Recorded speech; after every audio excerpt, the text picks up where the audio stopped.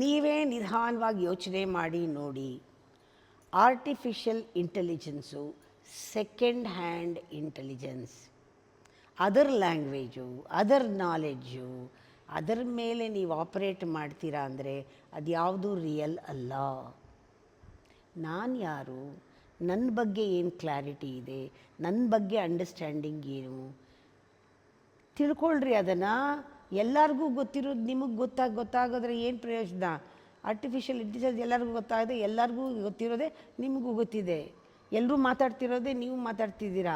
ನಾನು ಇದು, ನಾನು ಅದು ಅಂತ ಬಂದಿರೋದು ಇವ್ರು ಮಾತಾಡಿದ್ದ ಥರ. ಅದರಿಂದ ನೀವು ಎಲ್ಲರೂ ಏನು ನಿಮ್ಮನ್ನು ಯಾವ ಥರ ನೋಡ್ತಾರೆ? ನೀವು ಜಾಂಬಿ ಥರ, ನೀವು ರೋಬೋಟ್ ಥರ ನೋಡ್ತಾರೆ. ನೀವು ರೋಬೋಟಾ, ಮಿಷನ್ನಾ, ಜಾಂಬಿನಾ? ಅಲ್ವಾ. ನಿಮ್ಗೆ ಸ್ವಂತಿಕೆ ಇದೆ ಅಲ್ವಾ? ನಿಮ್ಗೊಂದು ಪ್ಯೂರ್ ಇಂಟೆಲಿಜೆನ್ಸ್ ಇದೆ ಅಲ್ವಾ? ನಿಮ್ಗೆ ಇಂಟ್ಯೂಟಿವ್ ಇಂಟೆಲಿಜೆನ್ಸ್ ಇದೆ ಅಲ್ವಾ?